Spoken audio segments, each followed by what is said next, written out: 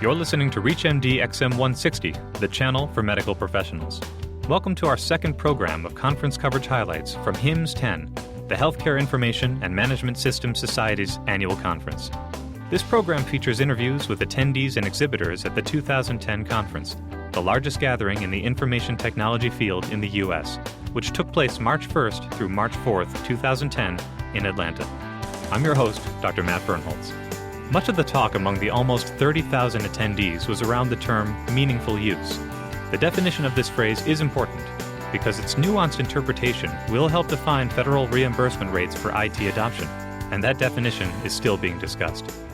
John Zaleski is the VP of Clinical Applications from Nuvon. Well, meaningful use is the overarching buzz, how to take electronic medical technology and employ it for real reasons, in real ways, for real measurement in terms of quality at the point of clinical care.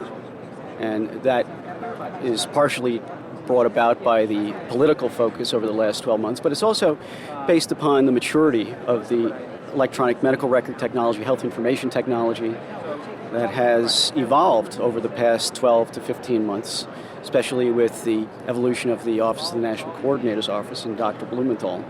That's all a buzz, but I think really what's happening is health information technology is coming to a level of maturity now, where over the past 5 to 6 years, the focus was in how to record data, how to apply data, how to take data and translate it from the paper record into something that's electronic bit-based.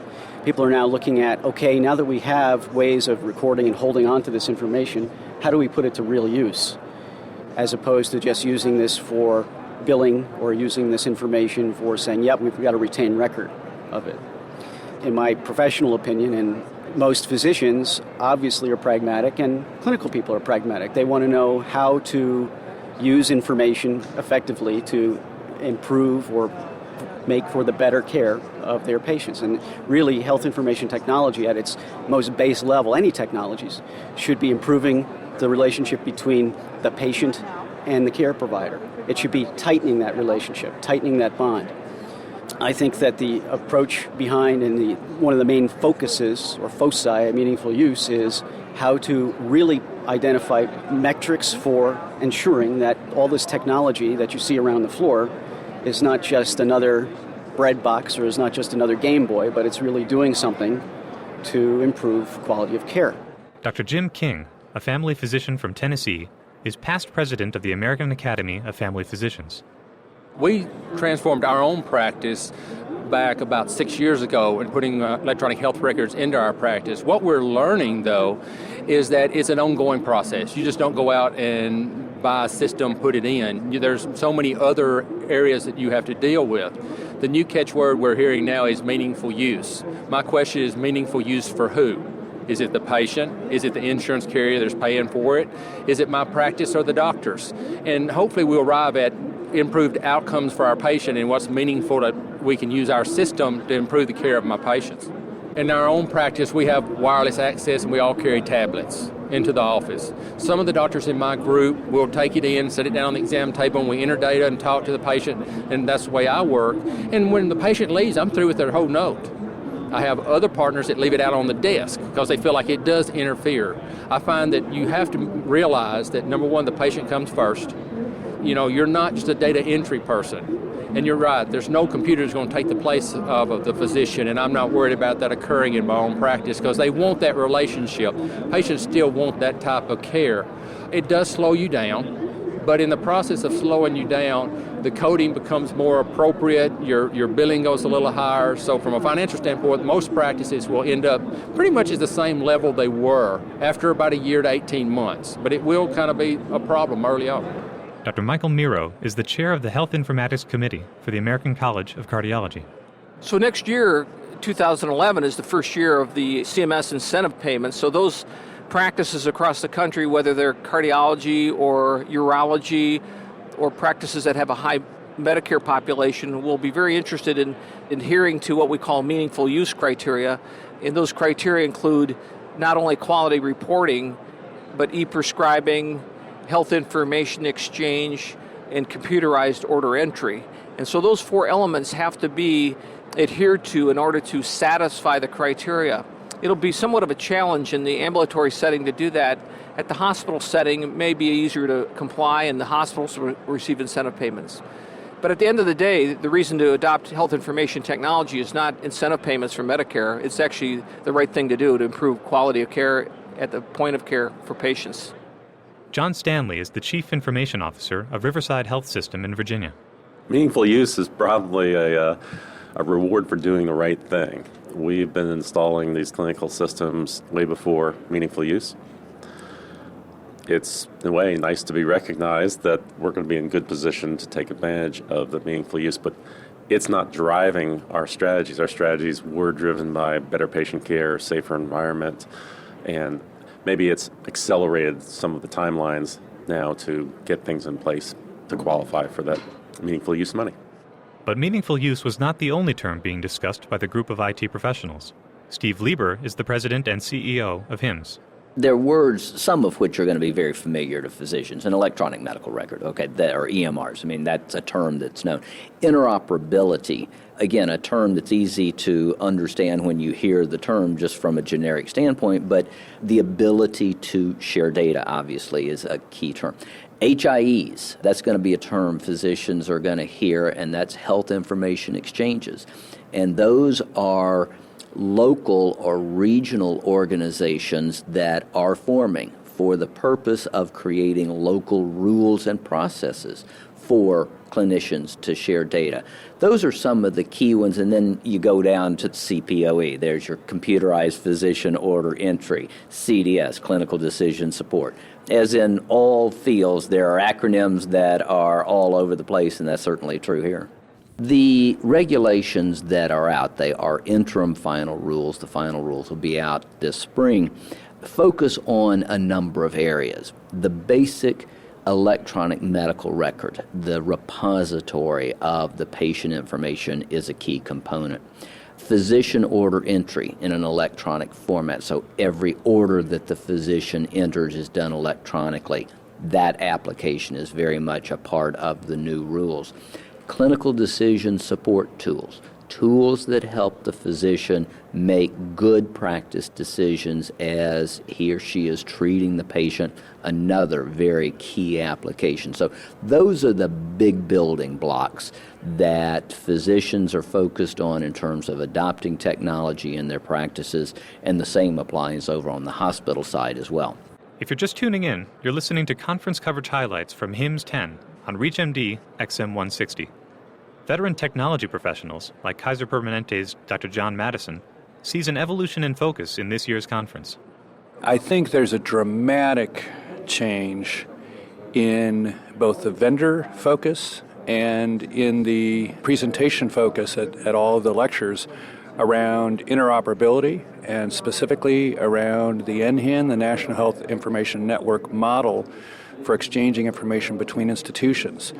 So for the past 20 years, we've all been struggling with how to implement an electronic health record. And we've really crossed a threshold now. In Southern California and throughout the rest of Kaiser Permanente, we have implemented an electronic health record, inpatient, outpatient, every doctor, every clinic, every nurse, every pharmacist. And so we're on to the next thing. And the next thing is around health information exchange in many respects.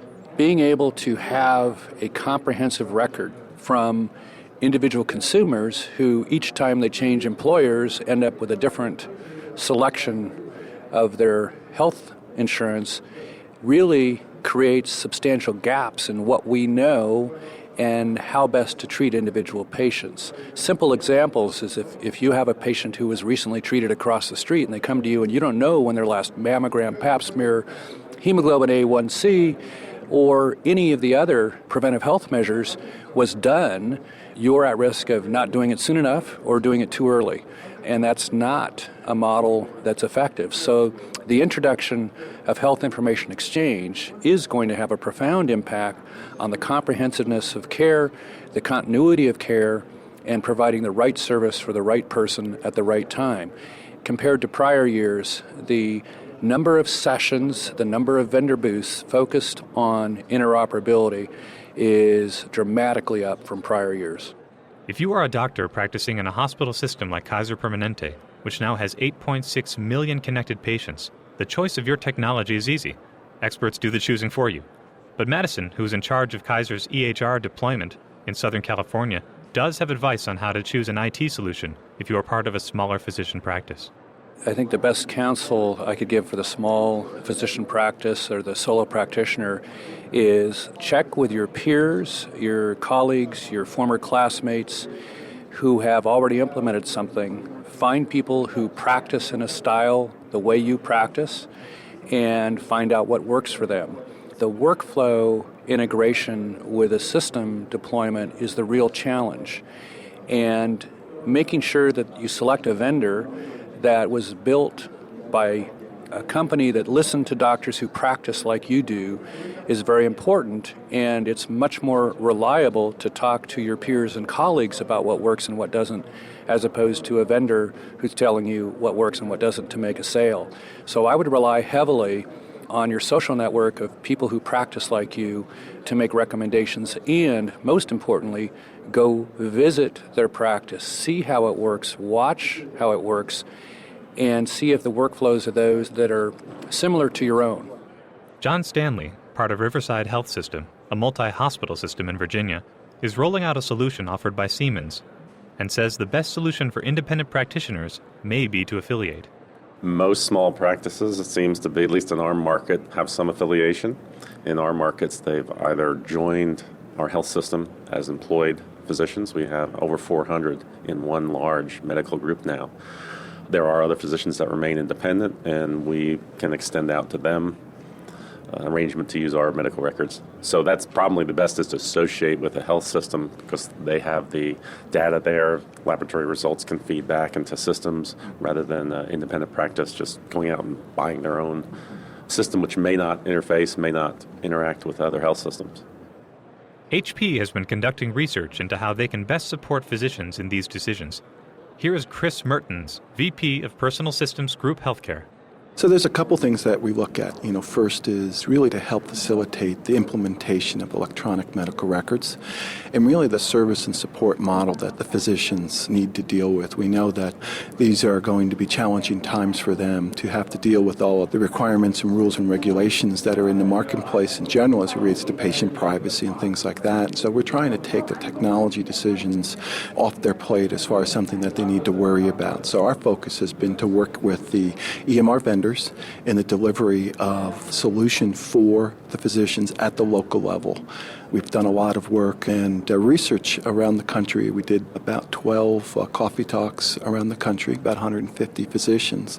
What we heard loud and clear was that the physicians wanted to have somebody local that they see in their community each and every day to help them with their IT decisions, to help them with the installation and the service and support and the recommendation of what they need, both from electronic medical records and how to use that, the workflow that goes on with their office, and then the support of that each and every day. What was important to the physicians is that the local partner, the technology partner, is someone who cares about their business and understands that this is important to the physician and to the physician's patients. Regardless, says Steve Aylward of Microsoft, there is a window of opportunity to act if small practices want to take advantage of federal incentives for migrating to greater use of information technologies. I really want to make sure that the physician community is aware of the dollars that are available to them over a short period of time over the next couple of years. There seems to be some confusion, particularly the smaller practices. And at the end of the day, the smaller physicians are running small businesses. And as small business managers, this is an incentive that the government's providing that'll basically pay for the opportunity for you to switch from paper to an electronic capability. That's never going to happen again in our lifetime.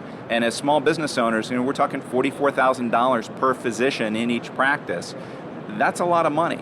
And it's a broader incentive than what exists in the hospital for hospital-based physicians and acute care hospitals, where it might pay for 25 to 30% of the implementation. Here, in most cases, it'll pay for the entire software and implementation for the physician practice. So it's an opportunity that we need to make sure that the physicians are aware of and that their office managers are aware of so that they can take advantage of it. You have been listening to conference coverage highlights from HIMSS 10 on ReachMD XM160. ReachMD, online, on demand, and on air.